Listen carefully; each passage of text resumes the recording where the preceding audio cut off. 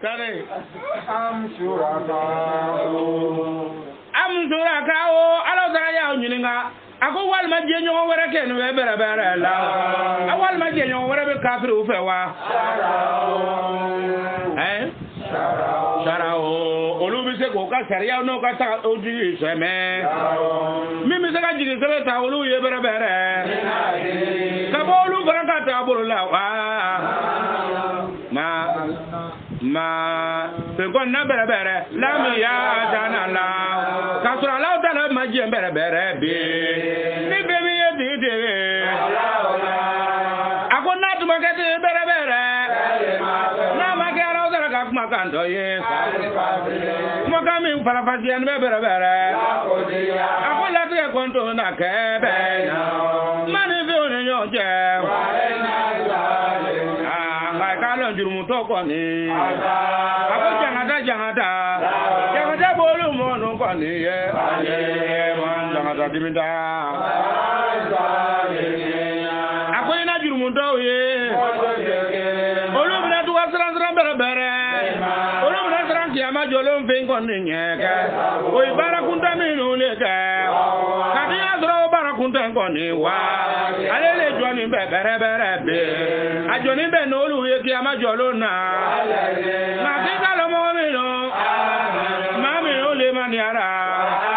olu go na ka barake asa ka to ma bara ni ma ga bere olu na place budget olu na gen place soro ale jannate obi place soro arjina ko na la umma ako family arjina de o ma bere ya da arjine ko nana amba soro ka bo ala usala yoro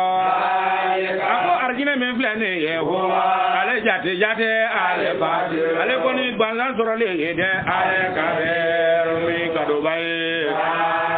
ale ka ko mi flane ye o ke ba ya ala usala o ma sai bere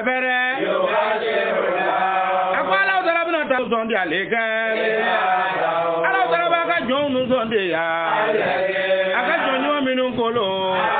jomu so na kale maria wa biru so na ka baraka azaliya jomu so na baranywa ma ako Muhammad lebina ko mo nu ye la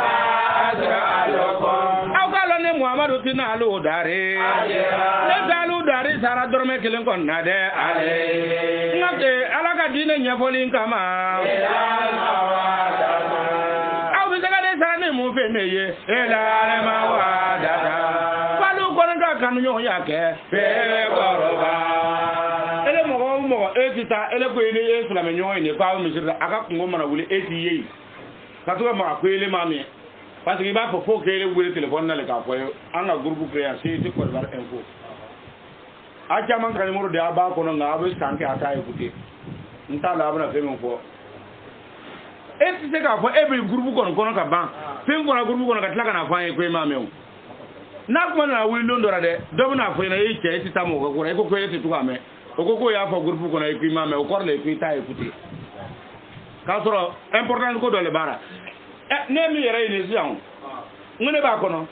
na wula so ma mo dama be ne ba lo lu tikak matina yere na ni information do te do be olu mutu am so ba groupe la de wa am jodi bi kay ala ka tere de ma mo la ngol do be le to lu écouter ko mais ni ya dai le ay ba fleke ni mur do be ni olu yedre ba lo ya kere so ibo lu écouter ka to mais ha message yere ka cha ko ju do yere wa do ba ka bloquer o ga portable ni do na ibo lu be mu ka bloquer iba be do amu mu ka débloquer ya bloquer ne ka lo nyaalo anga olo ha mi sai ga jakoju boara afanye fitara bana ni femina lomuna o ni minga kana ke lomuna o fana be famu o tewa toute pour fanga do be ni ya dele dro ni ya ne fikita ki interview ni mur do be ni yolu yedro e balo ya ke so ibo lu écouter ato na ka de ni tla ba e fa cheke ama banwa no ato ke ado beti o do be olu ba ko na ile o bon bele do ere ba ko ne me o ka bloquer o ta fo écouter na longolo to no wule do be singa e fa se longolo to no wule ba e fa se ire ka kungan ko do be na teme kan londora ayira ko ngon ko do na teme kan lo do na mi importance e to temi nyinna kwa nyondo kana o gazo do ka présenter lo mena e biso ka ko do ke avec teme kan e so ka to kana me ay écoutez numéro B c'est quoi de var info abe anga wajulu ni al ni no bebe blale kan mon ga wajulu ni mo mu ke bo o bebe blaka o tewa c'est débat et presse B na nga fe munun B olu bebe ta o wajulu no bebe blaka am tla do da partager no bebe kan groupe jollo ah c'est débat et presse c'est quoi de var info abana olu le c'est rere tay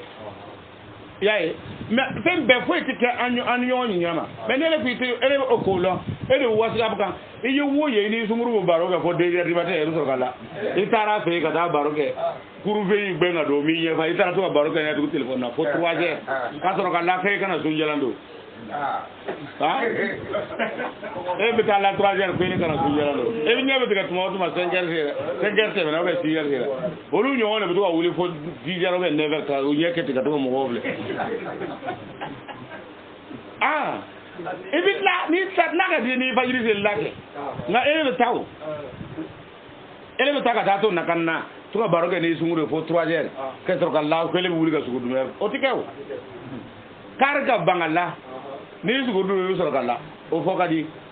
ah abitire donc akoy ma ko muhammad afo mo ko la asalukum ne muhammadu te aw dari min ajrin ne te aw dari sara dengele na alayhi nga korna nye foli ko so mo korna nye fora yala do ka karamo ko te ha ko mo ma ale balo kala ka lonni ale ka fe muso ale asra ko te ka o mo ale ka tonde on te ka ko lon mena ale ka kungo de o ale balo ko ale lon min so ale lon bolo muhammadu na muhammadu ya ako korna nye foli la ne muhammadu ti dorma kele nyine mo ko fe ara même ni mi ga gbele ne ma mimi ne muhammadu wasa ni hal ni ne yi dugo bondara abebe do soro mi akama dugo abebe do soro dugo ra kumi kama al mawadata fil qurba abu nyon kanu fil qurba ka gere nyona ay kanu fo gele ko ga slaka gere nyona nyon ngankura o ele ku mo ko kanle e ti ye mo shika kura e ta bana wuli ko mo ko tai ne ko ni na ba ne ma ne ko mi na sigike ngani mo ko tina ne ti mo wajibi ade ningo wajibi ne ta fe ga mi me obuno fo ne fa na obuno fo ne fa na abuno fo ne fa na do ay che o sa eta ni kana wulman le ha iko wulman ti femina che ma te ta ta no fo ira am to ya gliji bita amana ibe fe kana akije ne rati mali aka kun ci denga sigwa ne tina do rade oh ni ri kita mo ik genyo ibi mi me ta ara ni le ti tara ba ti tara mo ti kele o ni ta jira ni na fo ne fara ba fo ya fo ne abara ti ta fo mo hoye ne ta fo ye mo ne ta fo mo hoye le to rade ta fo oye ni tara fo ni ka mimi ara yo ni ka o tara fo e ko ti ta mo ga ko ro kwanti se ni se ira ko no fo ne ma fo ngo ije fo yina a olo de ne alle munu tar ne ba fo ngo ije fo a o ije fo yina o ika ije fo yina olu ibengan ale ni ta sra oye ale ni fo ka be oye sariya temeni ko olu bi sar no ma sariya nyi olu ti fo ije sariya olu ibengan oye na ye ne nga parda se wa sariya temeni ko ba a fora kwa nga nyemo ko nyemo amido nyemo ko dafe o mi fo ayo sariya temeni ko anga ganga so ngudo bana wol mo olu ka kunango ya so mo bi olu bana mbole ma nyamo to ra yoro ja o bi fa mo ba no kwa nga minke na nya fle korna ya ta so ka ba anga ganga do le fe o le ba ira kwa korna ya ndo bara si vous m'aimez observez mes commandements o sariya temeni ko le o nabi sa yo ko mo yo muhammad bana ko in kuntum tuhibuna la fatabi'uni o sariya temeni ko le o afana yo fo mo sariya temeni ko na ko abala kanu ni ne mi foye nga commandement kono abutu wako yuhabbibukum la no kera ala bo sorka o kanu donc ni ko sariya be kanu ni ma muhammad reka commandement na ka ordo kanu ala te sariya fe donc no ma tini aba ga ire le nyefo na le ka mi fo o lo ke na mo mo re sorko ne mi be o ro place na wolo ika wuri amana fe no fo e ma se ka fo ko ele ko no sa ma nga kete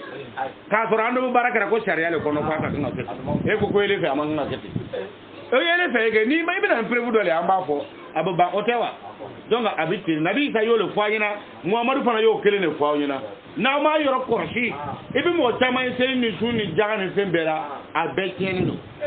ka tawa ke ni yorni ama ay suratul hujurat ko no ka fa jogumna ko na ya so dro hal muhammad ka kuma dro muhammadu fay aw yer dama baroke ka peren jogumna muhammadu fay ko na ayo baroke te ka pere aw ni ñoje dro ko ka bara be be aw mo yewa aw o fana ti farda o isaria dole ya ka pere pere mo wala so wala ka pere saria dole o yewa na ma fo ko ni ya ka ki bara be be do mai na sila ka banga siti ko ni fen fo na mbo kera ka ba ay barake dro ay nunun to ni ta ko no le wani ta kono ikana iga mulbali ya fana taka chama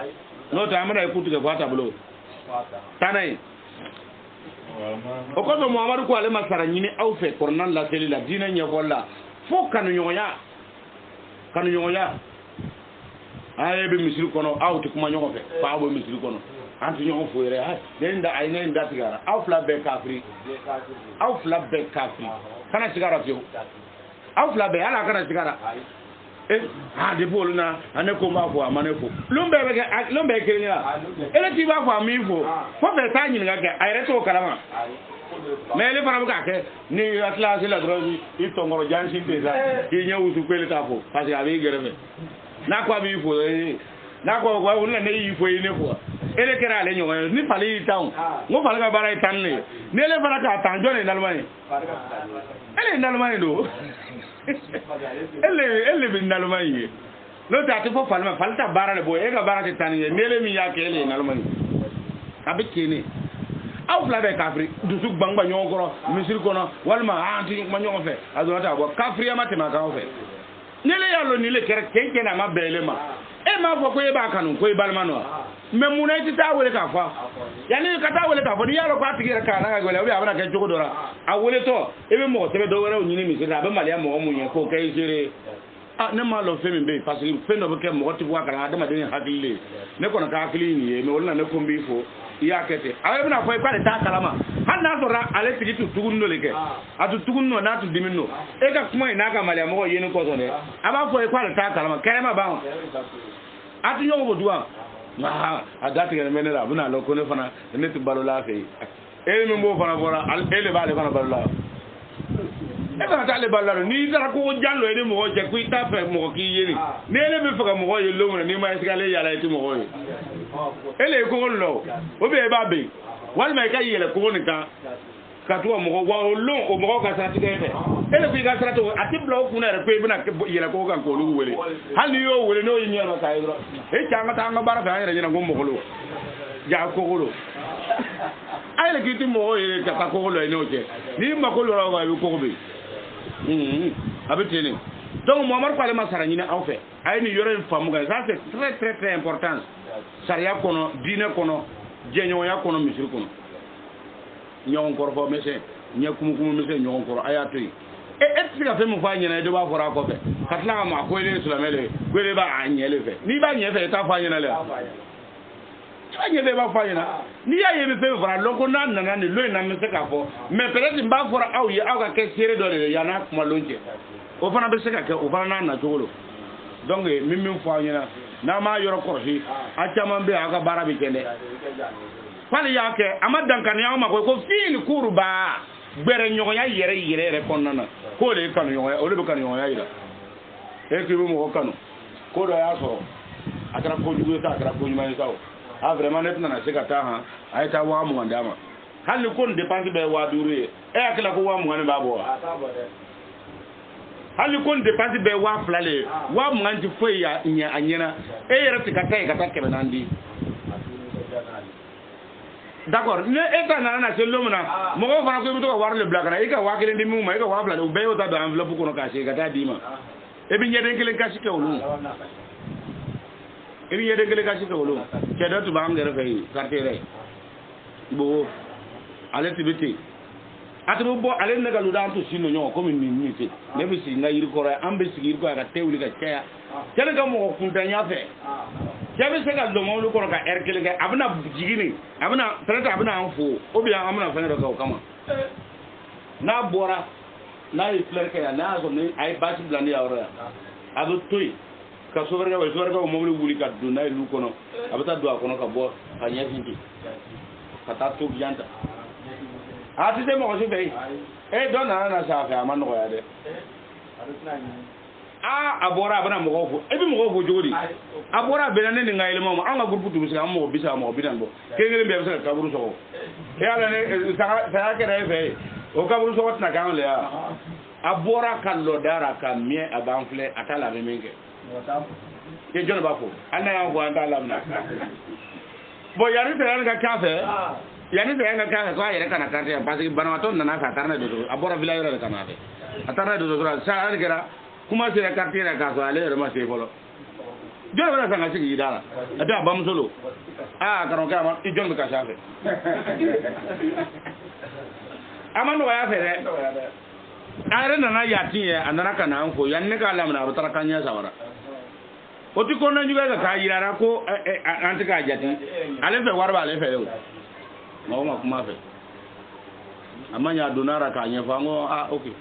mwanya me ngwala ka hinala ngo anga tana anga zalai alon to ran kunai anga te na sa wara am carte jeu am leader je dare o va bon barai ango rajew te bara koto so do tasma ka mu kango o tike do non ko nyimi bara dina bara lo ken lo ra kallo ko vaje ko ba ko re ko amuna ko ke jore ai ngam ko e ko amuna ko ke jore le wa na si ta afede ngwe ko nga ko nga ko ke jore le ko ma na kana fofo ko ba le ko bankera fe ko ngome ni bankera fa kera nu le fe e ko nga mu ke ngoni kuma ti dara bara banu ra Paul atana isi ole de bara jira bara banu na alo ama chema nyesoro ko na ayina ne keleno kare no kona duna voisin fe ka ko be ko ala ka hinara awti Allah tigi tubu na la bu moto ta bo nele ntake nye ne min na nye da sinno nyuma nele ntake nye ne tibo men titai bana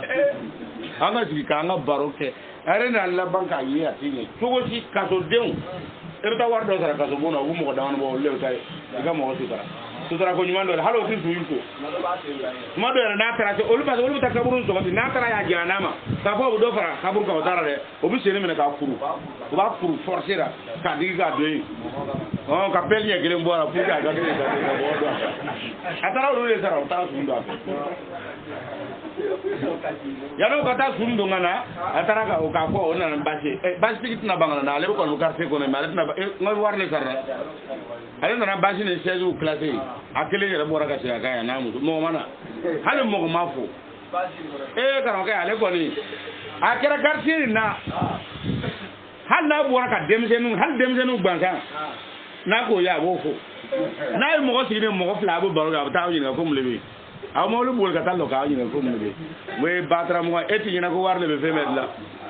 e ma ko lo ro mo ko mi mai bo ini ga war be la bana ka tam mo ko le san e tara mo ko le san tara ke su do ngo nyima lo bo yiti hal bam so su mana afa indu ko no tugu parce que ni ka do nya ta kuma le bara isa rani fa mi o ba ta no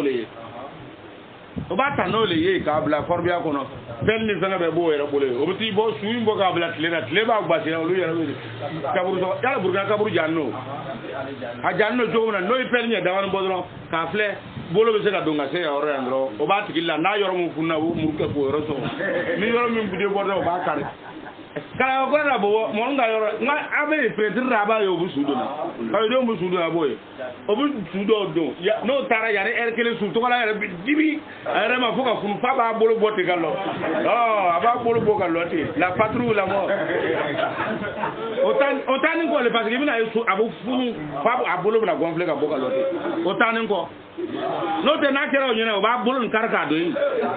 otan ko le bu bolo ya la patrouille la morla anti bitiga ye ambo yo ba sudo donc de pas ko mu ta de mu tar ne ba sudo ne ya lo ta do ni joyo o ta so ka ta nyefe de ba ibuno kuma fo chogodi o koson kana miri ku ibite ne ni ti ta mo ko kura e ku ti ta mo do ka kura ko bebe ka bunye kartira abite ko ti sha ka kura iko no ta mo wora ko iterulo o tewa na ini teru ni fanga be bebe ka min bunyere ni ko do na ile re so lo no tigi matakai hal ni mo bi carte mo bi kerai mo bu kuma wara so ka ko yi parce que botu afle ko ale le takanga ke na le makai do atike ko wore donc mo ni tambi fe ni fanga min bi wati mina e be baraka o tora o ko do Muhammad ko ya ko ale masara nyine aw fe illa mawadatan fil qurba fo ka ke kan nyonya e gbere nyonya ra ka gbere nyona nyogo ku ngoni ko ra o le o ngata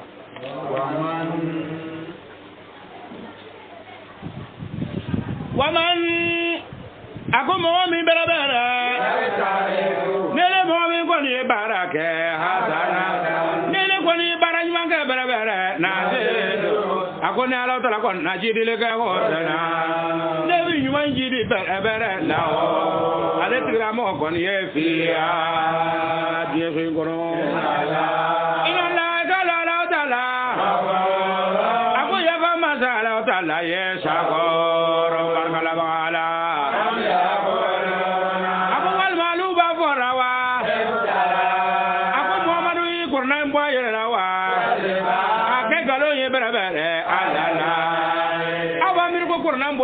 kala la tala kanwa fa in yasha illahu akuna tundira la tala e bere arada to me Qur'an ntunu ala kale bika atiba tunu duzukuna ka to ikele duzukuna tibo aba fora ya ba mi ko ay galombo ay raka la kanwa o ko so akuna ba fo ko abina hadisa sebewa kuna tika di alaye atiba to duzukuna o ko le ko Qur'an be Muhammad duzukuna yana kan na dara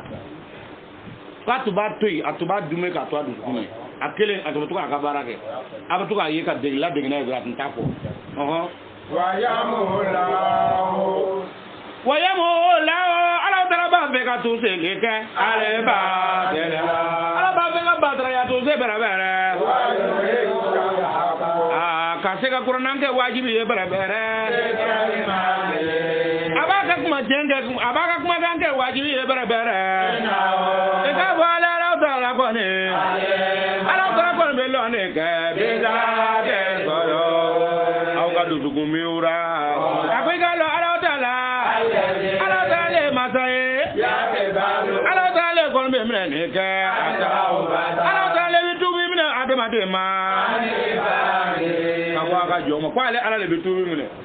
ndoka ko do ke nyina o aka ke ko jugu yesa aka ke fe mo fe aka ke ko jugu yere alu fe ko jugu o te alu fe alaga akika ko jugu ke nyina ana ko ya kwa le tubira o iku atison kwalu ba de na durata abota akwale ala le bitubi mune na bi atisa raile la do akwale ala le bitubi mune do mo kana bla kuna ha ne kan ken ne kan quartier na ha ne to etu ka ko ne bita e korna tu ko buna tu kan kuna lana o ki kuna lana ike na la kwale tubi na tubi mune no ka ba olu ta fo mi mune ke o ka fo mi mune ke e munu yera ma fo ike olu ko do ma foi do ma chene ga de nga olu ko bi ta ko na zara fe o kuma zara ka to olu nenu kuma be elemi ma emi ta ke o ya fo no ya fo ayira ora ko fana ke ya dole be le be se ko ga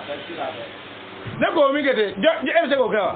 katla kana yele ma to ka ke ko na ndige ka to ne ga ndugo e ko di o ku na ngo ya e ma de wa ya bo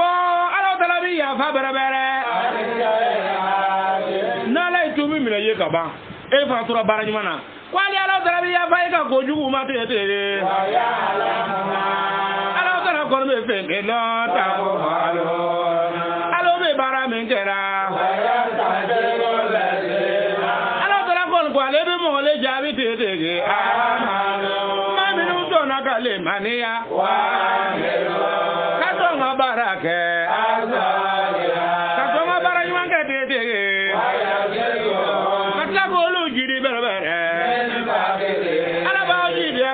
aka bi zamati yako nana akika lon kafiru ko ni ada ako jangata la bolo mono yede shade do jangata gwelema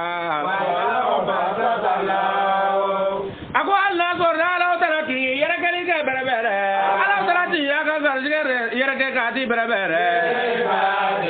ayati aka sulame odrone ma la bagawu ako o sulame nu fara to na yada fele arade donc na politique le yada nu ako ale ala taala ko hal na ale ala taala ti fensenin ke aka garjigara li ibadi ka dia ka jon droma aka chide on droma sura me o limamu ka dine nyamo ko na ala ti gardige do lu dorone ma diya kono la baga o ko fana to bana yada fili ardi donc na ko na fole yoro gardige min na awma tuma wotuma ibalo ko ne shitana do bana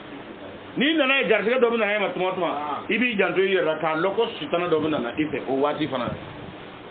ko na le ti hali ti de no ti de ko na ti yolu le gardige la baga o ko to bana yada fili ardi duma ko loka wala kena ngakui kadang ya bere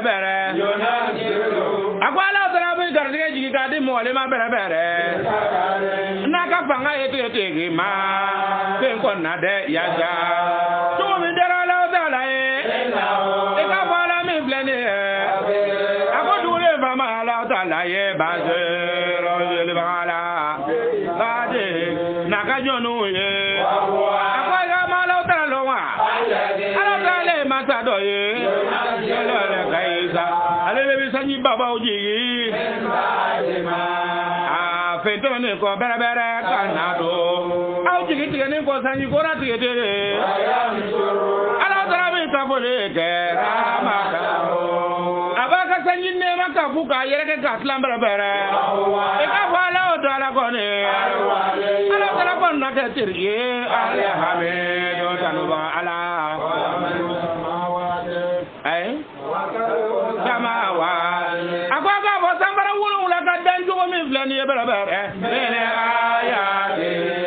o yala o dara ka kaba ko do ye wala duma ko wulu la ka dane min flani ye bene ayati o fara yala o dara ka kaba ko do ye ani be bere ala kunu ya sangoro ni duguma ko ko nana nenda akera mesiye wa nenda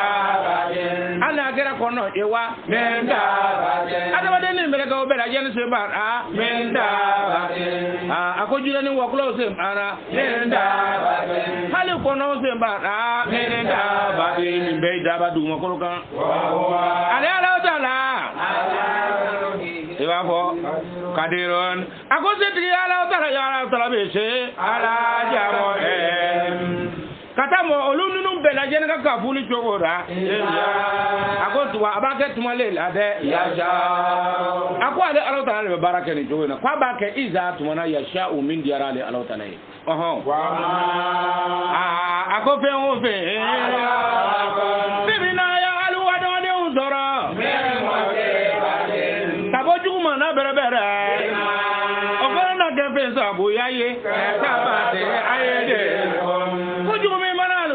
bere o be kan fe sa bu yaye sa ba te aide kata so yen ngo bi bu ko ki kun so o ife sa bu yaye sa ba te aide ele tara mo ko butiki dakaro yi mina ke fiene asidiji o ife sa bu yaye sa ba te aide kata bang brake o ifu surasu bla o ife ju bla ki tankare o isa bu yaye de sa ba te aide akoni ko ju fe ya so ko fe sa bu la ayra bole mi bara etara mo ga butiki sonya butiki tiro ya butiki tiro na ibe butiki fani ye ne o ka tono biati tebe keme woroka olu dudu tien no sangan wati be no yime dro o biteme o ka faje na ka bateri jinni ni ko ki fie na e o ibe ja we bole bara me gere o etara sonya ko etara sedro mo lo lo rana o fuka do re etara do bisi la kato mo ga bedu dedu wa ke ora o yibu ki kunzo o ife sa we le bole mi bara ala ko ni juguma mfe o fe yin soro afle e re ka bara do le asema hal ka to bollate etara ga ga buru e ka tienen do ya ka kalo ngono wal mo semeni ngono de o jurle bore rate no tuma boyra o bini do jani benale e ka bara e bolla bara me gere ko le ga zawi e mo si tara baraka be ka war nyini wa o bu war basro mo ba ko be sa accident na wano lu be sa accident ala te accident nyina fa lo wotoro yala ati abi je de e bi tabu wa ke ka ko don la ki bi ta nyina fa lo wotoro bi ti fa ai okay wal ma bi digi ga kwati na ke mi sra te ya war la ro ne so pedal bien frère tara bo ki to ko gar ki fa abga olu ta ole ko yo contra ole sinyo no ka jo chew olu jama na baby donc ka ko ni juma fe so do ko sanfe ku ga lara ko fe sa welo e bolo e baramike e bolo ka juru baram ka do be sare ga ako me aka lon wa fo ni ala dara bi ya fa bere ane kete wala bi ya fa chama ne male no te na to kwa bo lugu chama mbora ati loire ati iya ati awere so de wa ma do no talu wa ma de ma ke bere be mo ajede ama ke ka bo abi na bol ka ala taala dan fele ade aw dogo awtina ala taala dan fele ade ali bore yan ka ta ka kene ke bo ke awtina se ka ala taala dan fele ade ka bo abi jan ka mo li ta ka ta kene ke korogo itina se ka ala taala dan fele ade ele ka mo li ta ka ta se fo burkina fo wa do ka ta joso itina se ka ala taala dan fele ade itara du ko fango fan kwa ti se ka bol ga ala dan itara yoro ibitale ala soro ile ala ko ni itara yoro na ko ibitale ala soro ile ala biti soro ile de ele tara fango fan ko ibitale ala le soro ile ale bele ati se ka ala dan ko ira donc ni mi clean e ka clean e ka tieni ni ka fembe ka sika miri ken na kuma mi ye ne ti se ka ala dan to nganyere clean ala bo fe wa ma min waliyin akwa ka lon ko de akwa ka lon ko je nyon wala ti soro bere akwa lon je nyon jolo mene no ne la je nyon ko tina soro fa mi dana ala rakiya mallo lon kono wala nasirin de me bakata awra wa jawari alani kurunga boli felega kurumba ube boli ji ba o sanfe mene ayade ako kurumba ube boli ji ba o sanfe mene ayade obe yala odara ka kaba ko doye hele ala ni ya ye ba ko kurulo ni ka jikuli ni lora yala ambi yana wala ambi jira meni duriyar la jira kan ni yala jira kan wal mai lora jida ka ko jifle e be ta ye ka ba ko mo kurumba obe bula sa fo ta pousser ta monter le manga me fangara ele ta la be ja zomna ko so akoy ma ko wa jawari ako kurumba ka boli fil bahri baji sa ko yale alaka ka ko dole e be kurun soroy abu momli keme e be batum baw soro mo e asante momli keme importer kanana e container keme abu momli buson denkele e ka desire ka bla ji kono ga fleva nabelo abe ta fo kengena ngale na buson ku obe kuri e ka yirdo walote e ka fendo walo ka bla ka fle nabelo donc ibina lor la ko to bu ga loninte olu ko ni fendo langa loni men ba boli jiko o ti to bu ga loni ibina wole lon or la ko ti to bu ga ala ko yan pale ka ko dolo dote olu ifembe fara nyonga ko le ole ka bateau ye o yo le ka bateau moteur ye ape wo fe ni ya fitini dron ta e ka bla jini kono ka fle nabelo olu yo ka barake ka ba nga ka boli yere ka taka mina nyunga ta ko yale ala ta ka ko le na to lo ko fra ebe baji du yere kan ko bi baji ndo e kele alami ko ina ko kuru fa ba ta gunsa ngolo la e yere nye koro yae mata ya ta kuna ka di ala ta la ye ala ta la be wuli ke bere kuna ka di ala be folongojo yala o ma ka folongojo korna ko bo fina folongojo mi ya bara bu poussière ba wuli tan kamina wuli abe wuli jira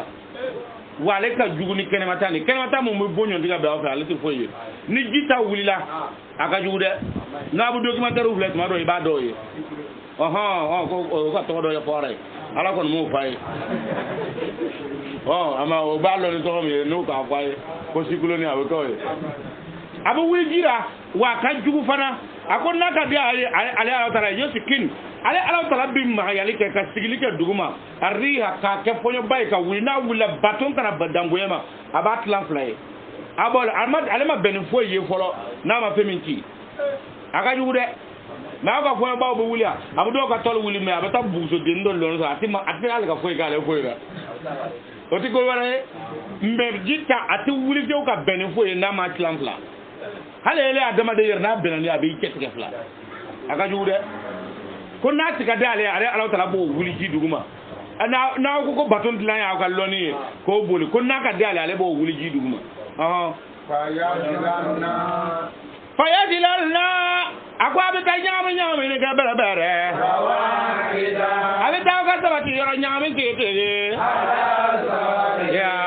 abi na ko kan kana cheki giru ko na tika dale aboke Akwai ka lon ka ko ba o ke ni be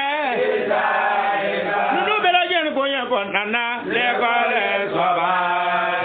ako ko lo sare ba ko ni ye ko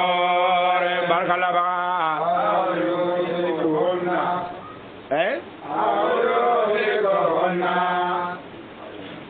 aw yo be ko na ko wal man ala dara bu no olu prongosi berbere ne bo mena ni fe sa bo ya ye ka sa bo we bara mi ga berbere amene ala dara bi ya fa adama de ma ale ka zere ala bi ya fa ma ka fe jamana me o bena ta do bu do jar mena ala dara bi mo le waya alla ma ladina kasega mo ala bi yafa ma kasega mo do le lo bere bere mo be du ka so le ke ya tina ele bi go warga ala ta ka din e kon nana ma me mai afrika lo ko boli yoro fo eti na soro la ho olumo nu ye ki ama jolo na kama go be o be o Oma men akoni o femin dira awma do butu ha fama ata ko rasulu fakuzu wa man na afwanu fanta fala akora kunala kiraka femin dira awma kwa ko mene kuna ayimin kwa ga minto kwa ko te o ya risale ya kira na ka risale jone ma mo kira fatu nu gole azora ka risale sebe aka do nyore bolo akwa ya la ka korna mene mu mbolo ngolo to be aw ya la ka risale jone bolo abra ma ta ko rasulu fakuzu wa man na ko kwa fara ko ni kira fe min diawma fa ko mene na ma min diawma kwa ko te oni arisa kuma ba ngalina ala qur'an ya yere ngo war ko kuma le be yorena ala ka li sada kuma le be ya wa man na ko mene fanta ngo war ko kuma le ba yorra ko na tara kele la ganima min bi soro aw tara jadira aw bora tara wajulu aw tara turno ay jadimo ko ganima min bi soro kwa ka to ala na ci dembolo kwa datara me ko na yere dobo ka di mima kwa ka mine ko na ma min di mima kwa ka to atete na aw ko war kum ganima yoro te ka to yi kana dili ni mine ni yoro dron ko fo ko le ha di sa ba bien no aw ni o me imano ko ni batra de yale ya akwa me digi mo wora fo ka ta tem an ta na ifolo mama ko beni ako ni min dira lo ma bere bere min se bi un ben dira lo adama de o ma aya to do ni ya ele mara bi le baba ba o soro wa fama da o la aya to ni ya e ma na folo ba min soro din ko na na fama da o la aya to ni ya de ka wadiri ka jangare morgu ka jani beta ye fama da o la aya to ni ya de ka eta su ka ja ka lu ramlera fama da o la aya to ni ya warbi ni jey fere eta ji la ba fe ramle ko nana fama da o la aya to ni ya de ka wadiri li mo din ne ede fama da o la aya to ni ya asiti se la hara kwa be din ka damu da dole asiti se ga ikuma bola asiti se la hara abebe dayale fenwo fembi be ko fenwo fe na ya soro aw yi fembe soro fembe ko na dira ma din ko na kwa bebe dandie na ni ina shi kita ala fe fu isira ka nyuma men te akono ina shi kita ala fe yo ade la ka jona ya sara ko a ko warba fe sulamo kerja ya ka tele ka le ko lu sanu ni wardo bla bla fe ko sulamo jugu na hal ni milliardaire lo asarne ba no ba fuye keme biye min ba ko bobo suko ba no ma ayera taira abobo go do afun katla ka taka suko warka ni no ka juruka ni okay ka ko lo de donc akwa ma ko fembe be dia ma din ko na aw kana miri ko ya ka kede yale walma ako ka dia la yelo de ko idie da mu ta dollar city national lahara de witi nani bi mfede ngani sorde ni luni bi mfede ngani kete de ko fama tawla ya tu dunia ko die kan nyana ma ya dandolo abana ngani do mi korose abitane jare mena tanay wama gomi bebe mina so ala tara fe ki ama jolo na alele kon ka fi sati de wa ko le billaban fana ole ka pita wa abuka wa ko le billaban no te awbe minata warbi fe akara chogo bi ta bo kono lo dora hali fa boy ra ka to ya ko bna di do ma iti tana ki o buta fan werle sa yere ma dila al ka fan min do sanga do ngai de akko gbe ko nyugo bole melekera halo atelia ko jugu fe halo ta burode oh no ya melekera o bi fleki esiga tina wuya aya sensiri o bi sensiri ko mi shedna tatafle na kwa bu wule esiga tina aita parce que abolo tike ya ko kata do suro ore wura ka kana se ka abolo guli kwa tatafle ay do melekera kana no tara illa mamna wala tike wuga bore o so ko foli kada tu dara alli wule ki bor je ti wi e tani mule foi imata no foi ko na ka ferve sore ya abid dandiye na ko wa ko lara ta ko le kai wa wole bi laban fana ako fana be di mo le ma bara bara mo me no to na ka le man ya olugo so ngo jigi se me bara bara ala mo mu liman yara ko jugu yo soro ko nyuma yo soro kasara yo soro na folo la walma gardiga yara dilawma walma gardiga ken yo soro ko bo jigi se ala rabbihim oti alala walazina atigala mu'minu alumunu ba songa yere samaka bo bere bere keba irale eseme kai yere samaka bo bere keba irale eseme ki yere samaka bo jurumu baba o ma wale fawaisha ya ikabara jurumu ani faisatu kelente ya famu ani lamama o va be dans mes be jurumu do nyolo fo en ngo zunubu be ato be se ato be ale ni ismu fana be ya famu ani wujuru donc ko to anana ya ko imako mo mo be so ko yere samaka bo ke ba irali ismi jurumu bawra jurumu ba irati min danlo melaka o mana o be mo mana kuma wuli tuma adobe sebeye ha ni le kala me kan chente ka jela tike chente wallahi akono saranta anta ya fama me ko bu wul ka do se o fa ko ta ya fa o wul ka do se ali sane sanke melo karo ke mo alni masa abai ni nana sta to ko wul ka do se o ke bayira oni butan be tanyona butan fana ka bono e tukuni ni belbel baye o dan lono no meleka o fe anu le ma dan lo me butan meleka o ta le dan lo ke bayira meleka o ba le dan lo an to lo an be ismu lo me ke bayira an to o dan lo meleka o le ba le dan lo na an meleka o be bi jenga ismu an go lo ni jurmu ko e o jurmu kele nye o sebera o lonnu anu ni meleka o be wolo me meleka o be ke bayira lo an sentora ala yere fana o ala be butan ni ke bayira ni ismu be le meleka o sentale fana ala le baraka min wula ka nyege ala ko be wule longolo so ma butan ka do nyege na wula so ma abu fe nyakile nyege ko jura hal le ma kunu ko abu nyege ika alni mal hal ni ma tiene ke o lo jurre ko no fe gelen ko no fa jugu mana kabla o mel ke ka datu be seka na bando ala min sa ba yole dalo o mel ke wara bin na tugu yana die wuli tale be tuga do sebe tugu ni donc ala le be butan dalo fo ka ta die le wuli abu tuga sebe te bayira jurmu o yiniye e o ke bayira jurmu balo iyo ke ya ke bilibili ni jurmu bo ne da asira fo jurmu mu gama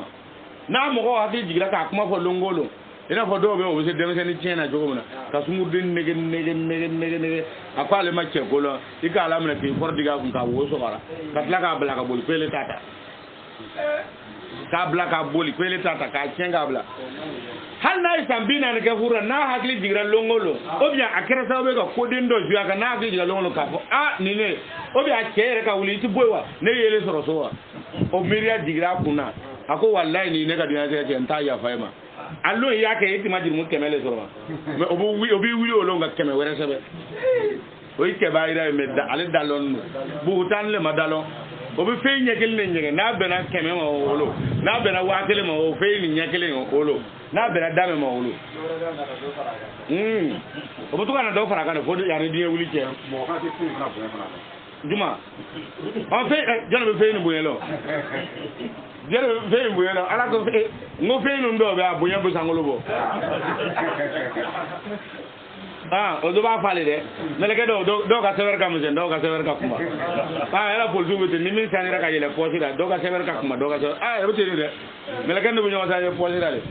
ni tana be ni min ko ni kalo kelen ga ale ka sever le ka musen ngoni kuma ka jare ka min ka sever ka musen chama ne bidum fa do ka rempli le ah be tini a fe da malo ako mo bo yoro ya ka bo o ma ke ba iral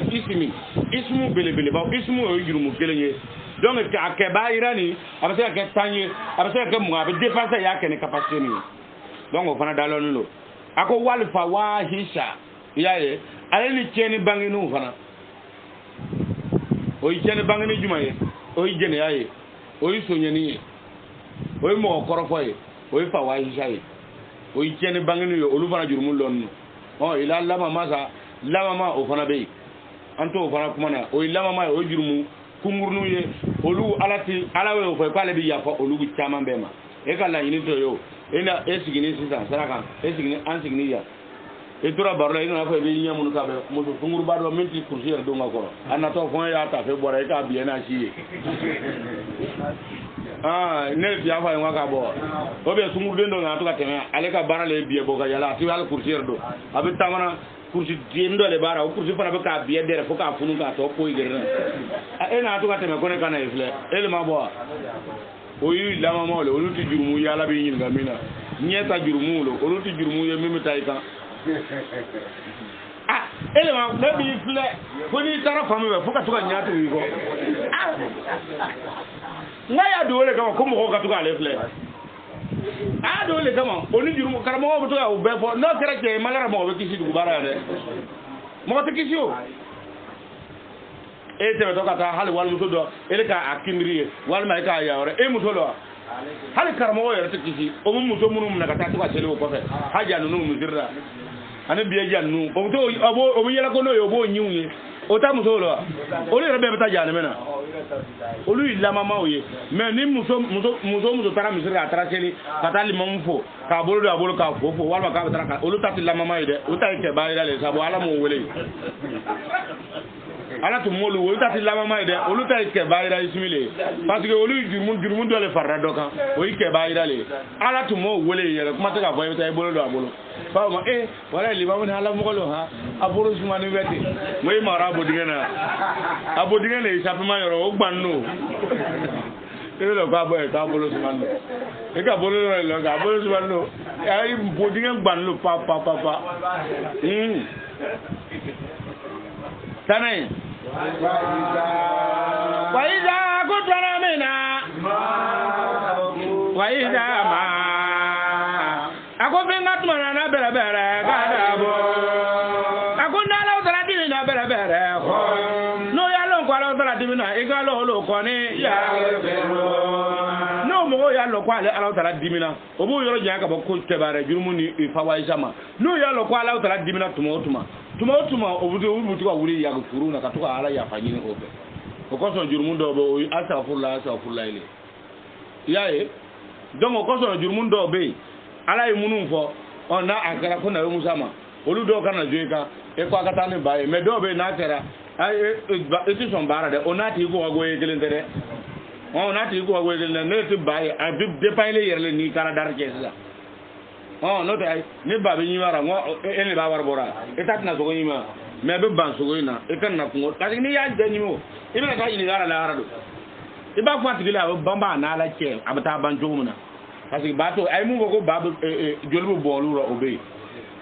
donc obe dana donc mo ti nyetu gora yalo do fedron sigifar fa ngo fa na do ko kata banyi ni kana sigifar be te ko baba ka ka ko sigifar do be ba fa tigirle ibama sigifar na ma ani sigifar mun fara Musa o fana o sigifar ni fana o be ta ñogo soro fana bi différent o bi ñogo soro kuma la suru ñepe fo nani belbele bawra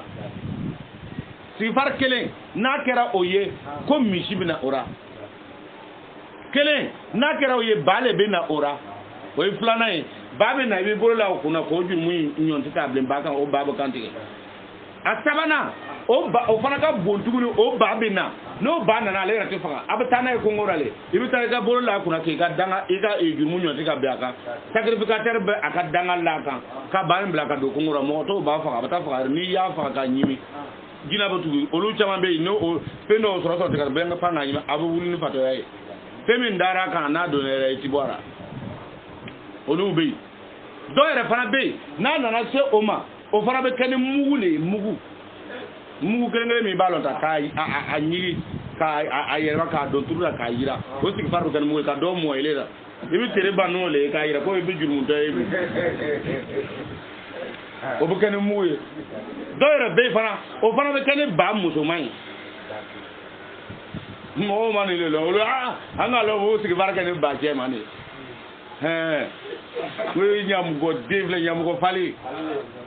e ma ko etuko kalama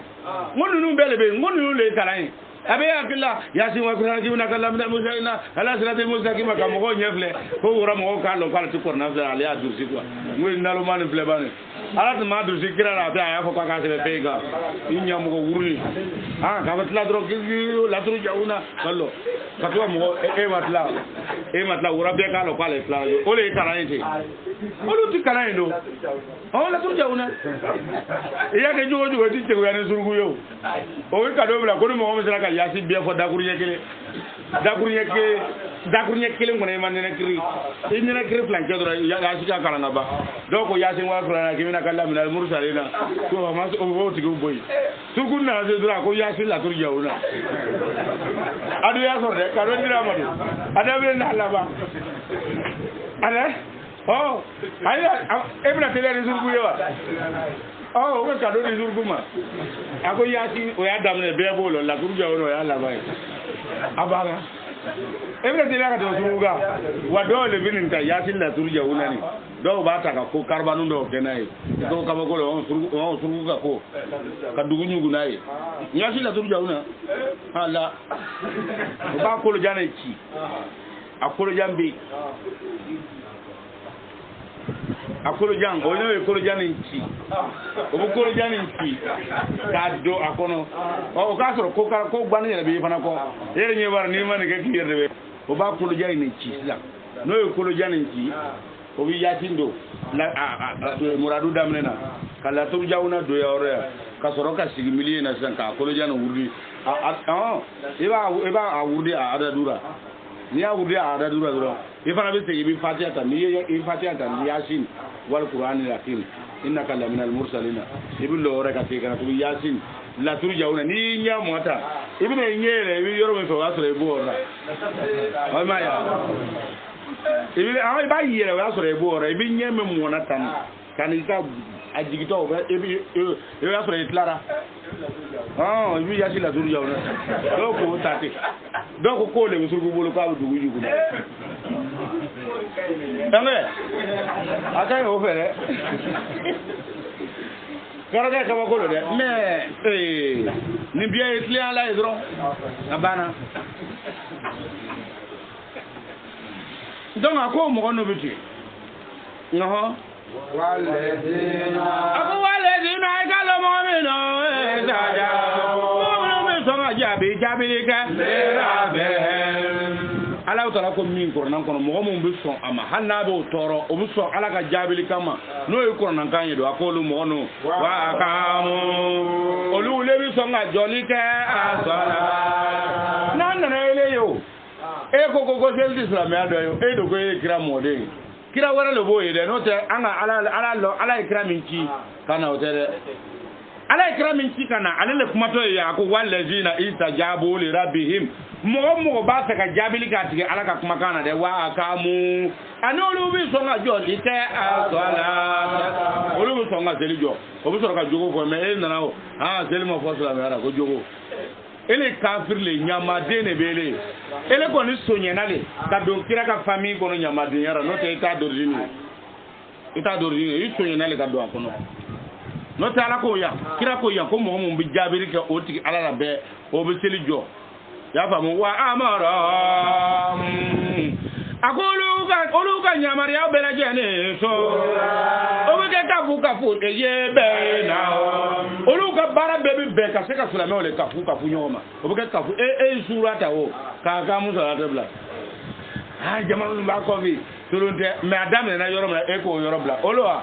akui mako olu wa amorohum olu bu ko damne obu ko nyamaria o ka mo ko nyamara sura ne ka kuli be na onyo nyoche nyoyo ke oni nyoche ka se ka ala ka sharia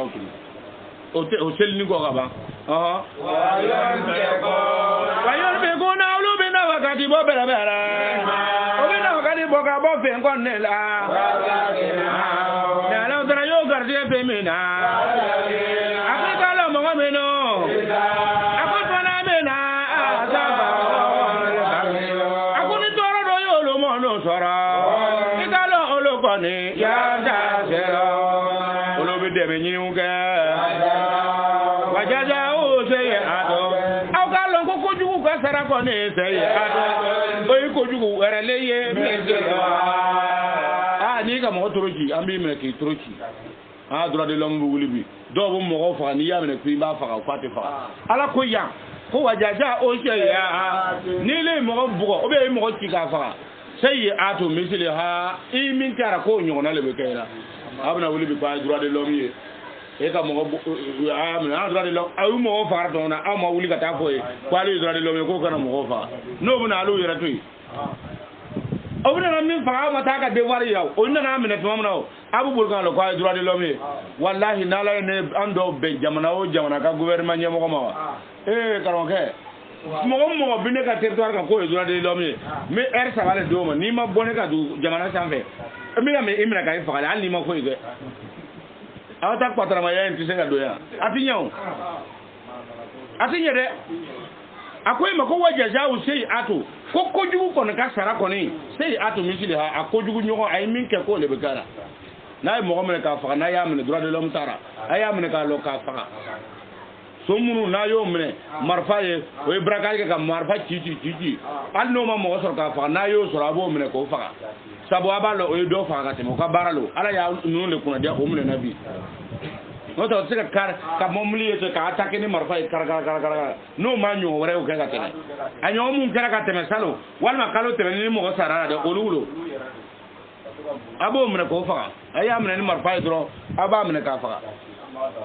korna yo lo fiyina ngaw bu bulgal mu to bu ko prenole ala ka sharia be famu fan ka be yele ka bo ala ka sharia ka o le ko lo le do ba on kan bide o ko lo le ba on se na bida faman ya ko momi nile momi fana ya fara berebere kataka nyeni gate fa joro ale tige mo ka sara ko ni ni ya fara